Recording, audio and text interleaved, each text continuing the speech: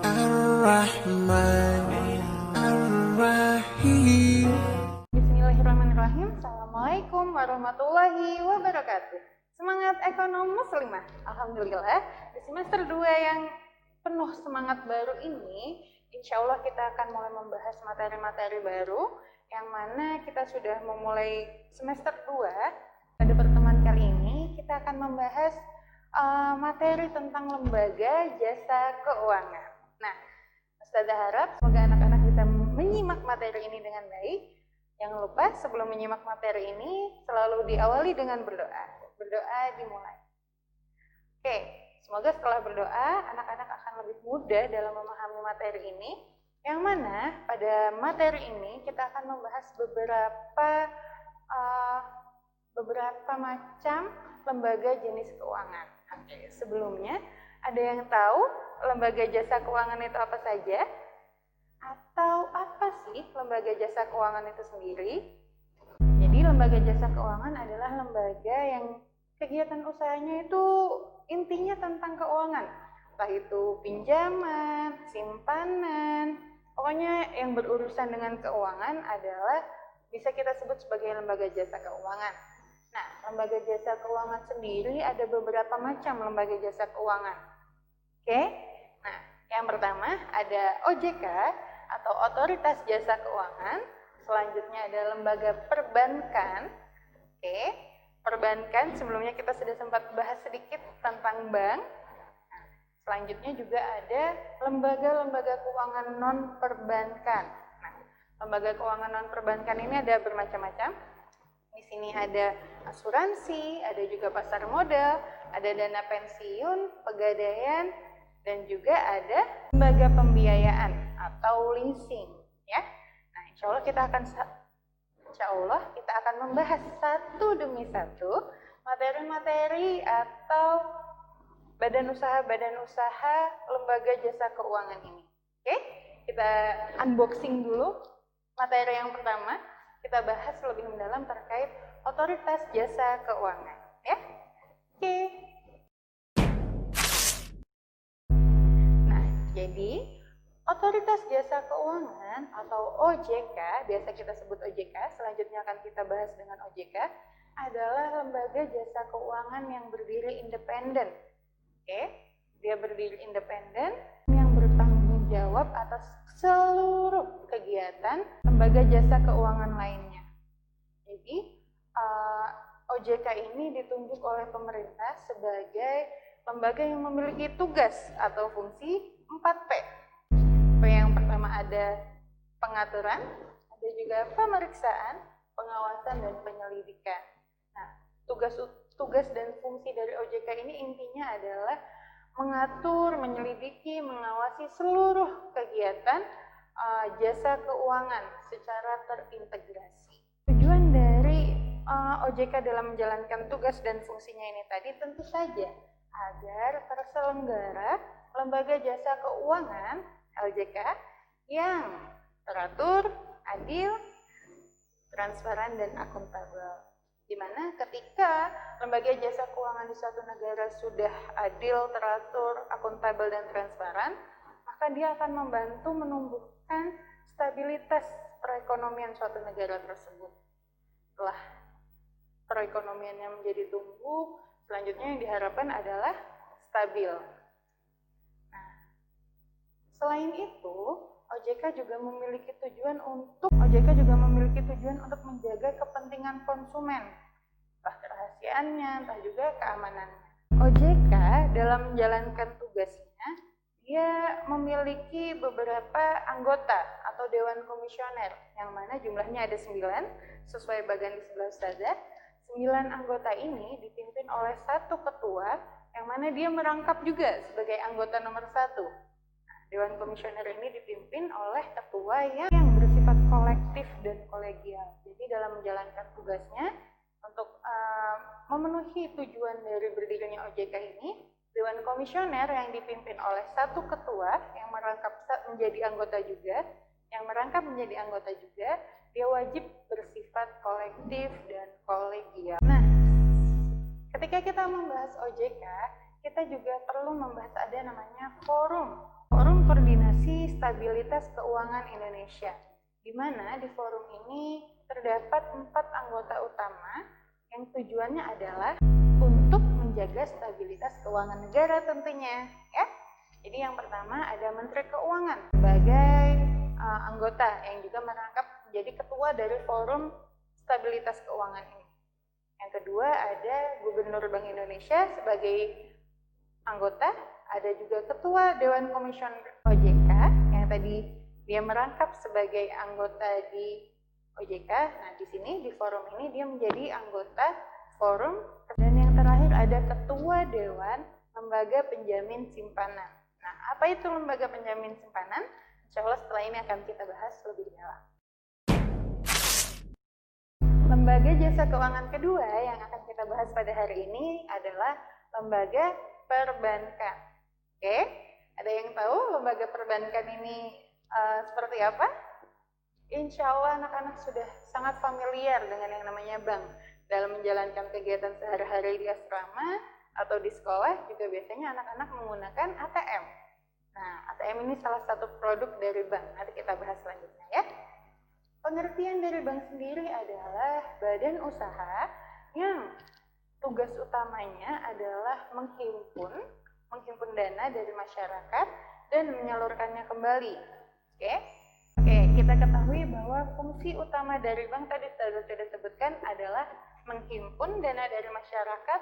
Nah, caranya menghimpun adalah dengan tabungan atau simpanan, bisa juga transfer dan sebagainya.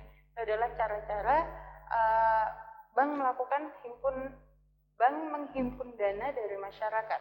Insya Allah akan sudah jelaskan setelah ini produk-produk dari bank. Ada juga fungsi lain dari bank adalah menyalurkan dana. Nah, menyalurkan dana ke masyarakat ini bank biasanya bisa atau boleh memberikan kredit pinjaman kepada masyarakat yang membutuhkan. Dan yang terakhir, fungsi lain dari bank adalah melakukan pelayanan kepada masyarakat.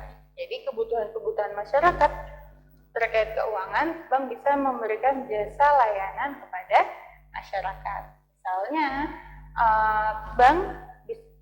bank yang ditunjuk oleh pemerintah bisa menerima pembayaran pajak masyarakat. Dalam melaksanakan fungsinya, bank memiliki prinsip kegiatan usaha. Pada umumnya, setiap lembaga memiliki prinsip kegiatan usaha. Nah, prinsip kegiatan usaha bank yang pertama adalah kehati-hatian.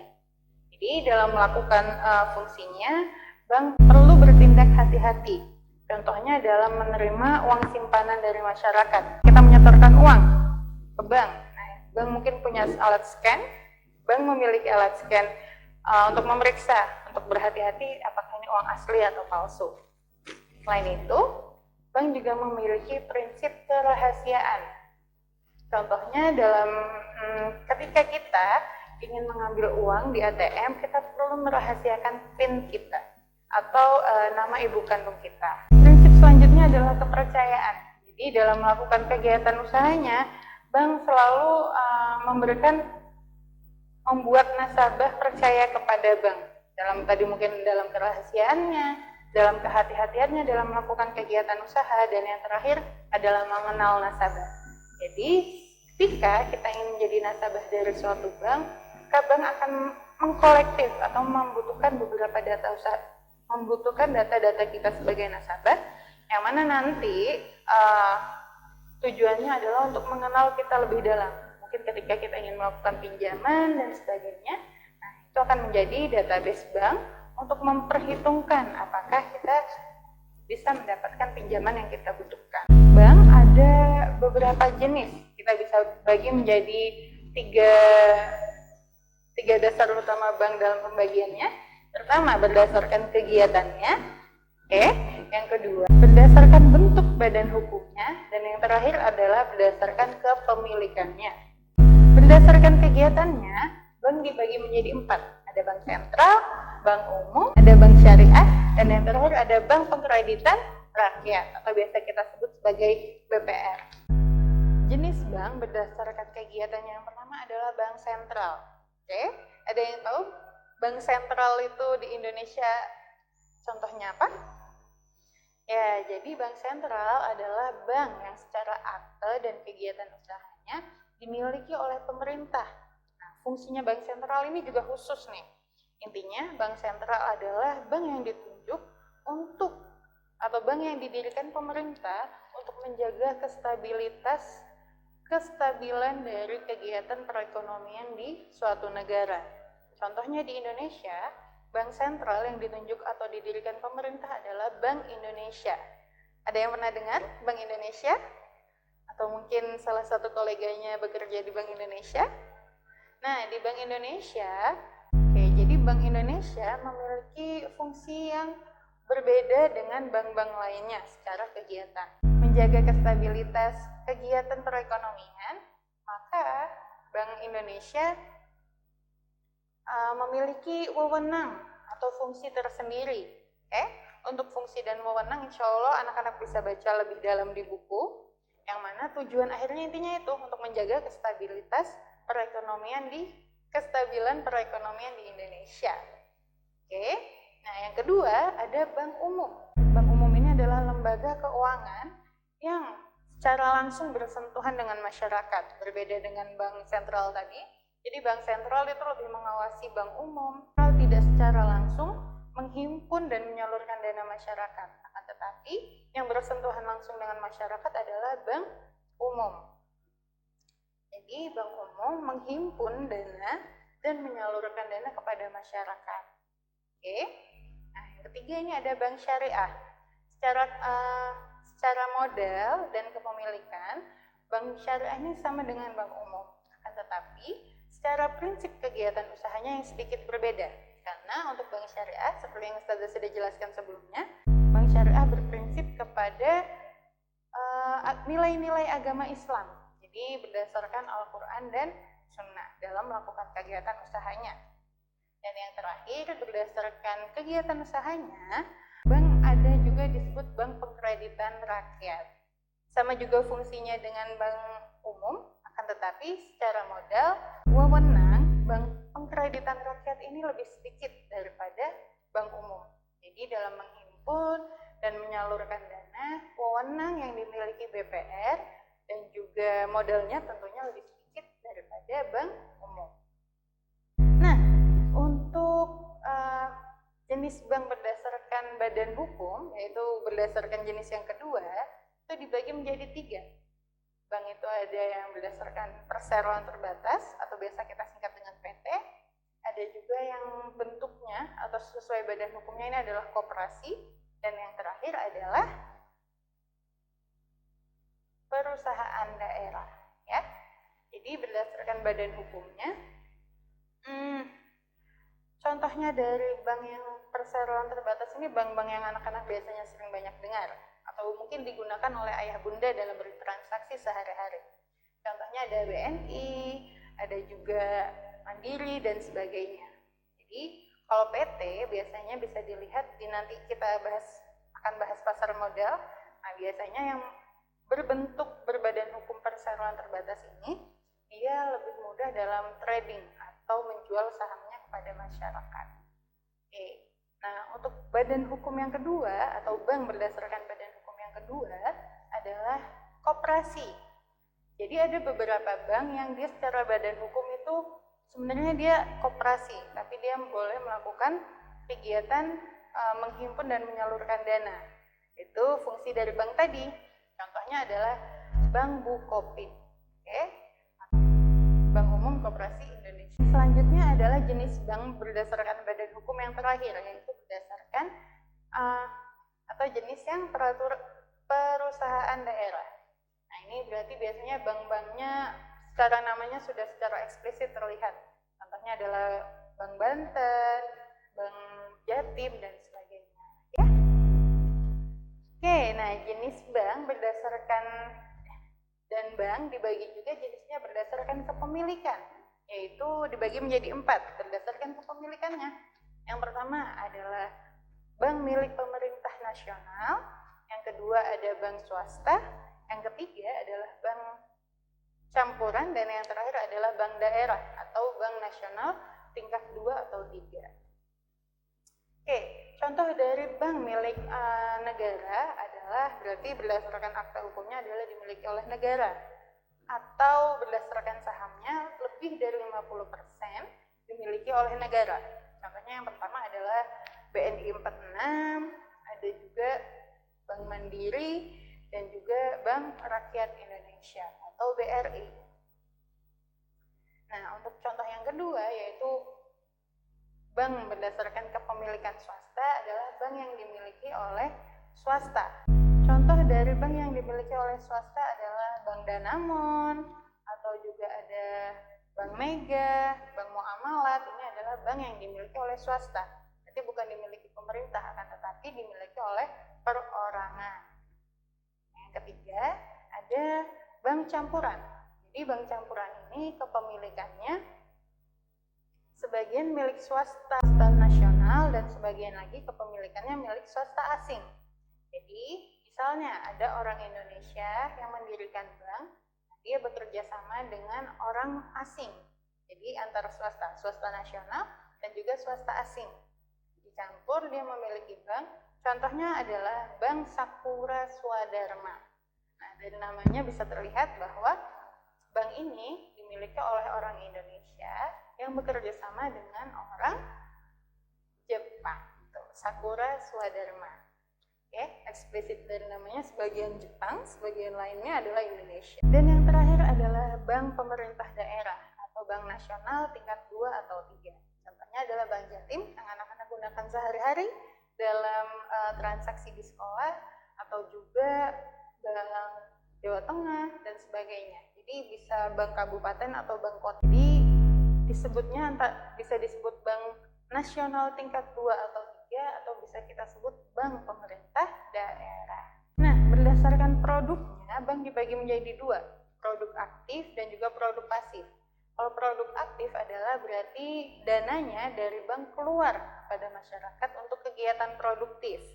Oke, contoh-contoh dari kegiatan dari produk aktif ini adalah rata-rata adalah kredit atau pinjaman kepada masyarakat. Pertama, ada kredit rekening koran, yang kedua ada kredit aset, ketiga ada kredit reimbursement atau biasa kita sebut juga letter of credit (LC). Ada juga kredit dokumenter atau juga kredit dengan surat-surat berharga. Nah, perbedaan dari macam-macam kredit ini adalah sistemnya atau mekanisme dari peminjamannya. Masing-masing kredit memiliki syarat dan ketentuan yang berbeda-beda, dan juga diantara lainnya adalah maksimal nominal. Ya, jadi misalnya untuk kredit surat berharga, maka pinjamannya ini bisa berupa saham atau obligasi,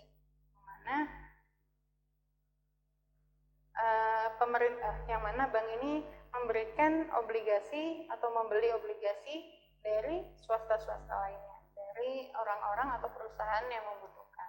Bagi yang penasaran untuk penjelasan masing-masing, coba nanti di googling, nanti kita akan diskusikan bersama di kelas setelah ini. Untuk produk bank yang pasif, ini adalah aliran dana masuk ke bank. Jadi dari masyarakat ke bank, atau kita bisa bilang bahwa bank menghimpun dana dari masyarakat. Bentuknya bermacam-macam, ada dari tabungan, giro, deposito berjangka, sertifikat deposito, dan deposito on call. Jadi di sini bank menjual surat berharganya, tabungan ini berarti kan masyarakat menyimpan uangnya di bank. Yang kedua ada giro dan surat berharga lainnya, deposit. Itu bank menjual surat kepada masyarakat sehingga masyarakat menyerahkan dananya atau kasnya untuk ke bank, yang mana nanti akan dikembalikan ditambah dengan bunga atau uang haram, ya. Jadi ditambah dengan bunga sehingga masyarakat berbondong-bondong menghimpun uangnya ke bank yang dia harapkan akan mendapatkan bonus di kemudian hari. Oke, jasa bank memiliki jasa utama untuk melayani masyarakat, tentu 2 yang sudah saya jelaskan dari awal, yaitu ada menghimpun dana dan yang kedua ada menyalurkan dana kepada masyarakat. Nah, selain itu bank juga memiliki jasa-jasa lainnya yang digunakan untuk mendukung alur kegiatan bank dan juga untuk melayani bentuk pelayanan kepada masyarakat. Oke, yang pertama ada namanya jual beli valuta asing. Jadi anak-anak yang misalnya berkesempatan keluar negeri, kalian bisa menukar uang rupiah dengan mata uang lain yang anak-anak 7 negara. Ada juga jasa penyimpanan. Jadi yang tadi ingin melakukan kegiatan menabung di bank, nah di sini bank membuka jasa penyimpanan. Atau juga misalnya berangkas untuk emas. Anak-anak punya emas, pengen disimpan di bank, itu bisa. Selanjutnya ada jasa transfer uang. Nah ini anak-anak pasti udah biasa ya, kalau beli-beli online, nah transfer uang di bank ini bisa. Biasanya lebih mudah lagi transfernya lewat m-banking atau internet banking, atau misalnya pas lagi kebetulan keluar beli kebutuhan sehari-hari mungkin, nah itu bisa ada jasa lainnya dari bank, yaitu jasa ATM, yang mana pembayarannya bisa lewat kartu debit, gitu ya. Jadi sekaligus Ustazah sampaikan jasa-jasa lainnya yang terakhir adalah kartu kredit dan inkaso. Jadi ini adalah produk-produk jasa. Kalau sebelumnya Ustazah menyebutkan produk barangnya dari bank, tadi ada deposito dan sebagainya, itu kan surat yang dijual oleh bank. Nah kalau ini adalah jasa yang bank berikan sebagai bentuk pelayanan kepada masyarakat. Membahas LPS, Lembaga Penjamin Simpanan. Nah, kok tadi waktu di awal Ustazah menyebutkan jenis-jenis lembaga jasa keuangan, Ustazah tidak menyebut LPS ya, Lembaga Penjamin Simpanan. Jadi LPS ini kita masuk ke diskusi terkait bank karena LPS adalah satu kewajiban yang dimiliki oleh bank. Oke? Jadi setiap bank yang melakukan kegiatan usaha di wilayah Republik Indonesia wajib menjadi anggota LPS, Lembaga Penjamin. Berdasarkan UU nomor 24 tahun 2004 ya. Gampang nih, UU nomor 24 tahun 2004. Yang mana setiap bank yang melakukan kegiatan usaha di Indonesia, karena pemerintah ini ingin menjamin rakyatnya dalam melakukan simpanan. Nah ini sebenarnya LPS ini berdiri karena ada sejarah historikalnya dari awal krisis moneter dan sebagainya. Nah ini bentuk pelayanan pemerintah untuk menjamin masyarakat terkait menyimpan uang di bank. Jadi setiap bank wajib menjadi peserta LPS. LPS sendiri adalah lembaga independen yang memiliki fungsi menjamin simpanan nasabah, dan yang fungsi lainnya adalah menjabilitas sistem perekonomian semua kegiatan lembaga jasa keuangan di Indonesia. LPS memiliki tugas utama merumuskan, menetapkan, dan juga melaksanakan.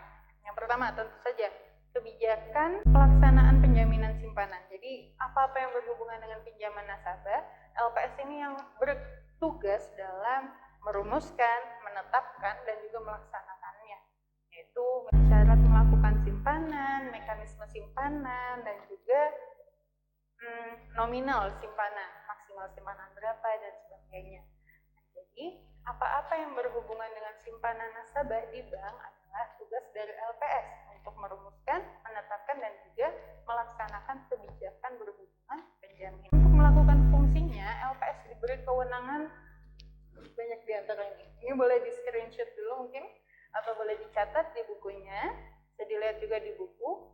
Nah, atau yang masih kepo-kepo boleh juga dibuka di webnya LPS. Nah, di situ wewenang LPS diantaranya yang pertama, menetapkan dan memungut premi dari simpanan. Oke. Yang kedua, menetapkan dan memungut kontribusi dari bank ketika pertama kali mendaftar jadi peserta LPS. Jadi untuk mendaftar jadi peserta LPS, bank mengeluarkan biaya tertentu.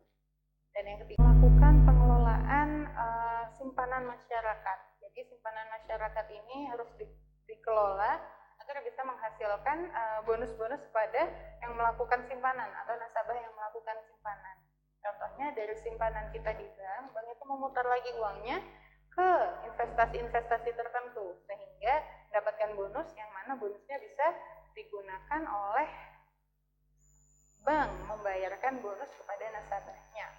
Dan yang keempat, mendapatkan data simpanan bank atau data nasabah. Nah, jadi dalam wewenang-wewenang LPS ini, LPS diberi kewenangan yang mana dia akan dibantu oleh bank sebagai yang berhubungan langsung dengan nasabah yang melakukan simpanan, dan juga dibantu oleh OJK dalam menjaga kesehatan stabilitas perekonomian Indonesia. Oke, insya Allah untuk hari ini kita hanya akan membahas dua lembaga tersebut, yaitu tadi pertama OJK dan yang kedua Pak perbankan. Nah, bagi anak-anak yang merasa ingin mengetahui lebih lagi, lembaga-lembaga keuangan di Indonesia ini sudah untuk tadi melakukan kegiatan yang transparan, adil dan teratur. Mereka banyak mengupload atau memperkenalkan dirinya kepada masyarakat lewat web dan juga lewat perkenalan lainnya. Anak-anak yang ingin tahu lebih jauh. Untuk anak-anak yang ingin tahu lebih dalam seperti apa misalnya mekanisme OJK menjalankan tugasnya, atau masing-masing bank ini seperti apa perbedaan transaksinya, mekanismenya dan sebagainya, itu anak-anak bisa cek di webnya mereka masing-masing untuk kita lanjutkan sebagai diskusi perbedaan antar bank atau bagaimana OJK mengawasi lembaga jasa keuangan lainnya. Oke, insya Allah itu yang bisa saya sampaikan pada pertemuan kali ini. Saya berharap ini menambah wawasan baru untuk anak-anak. Oh, ternyata selama ini ketika kita misalnya naruh uang di bank ada lembaga penjamin simpanannya, atau bank ini juga diawasi oleh lembaga lain yang disebut OJK. Seperti itu ya.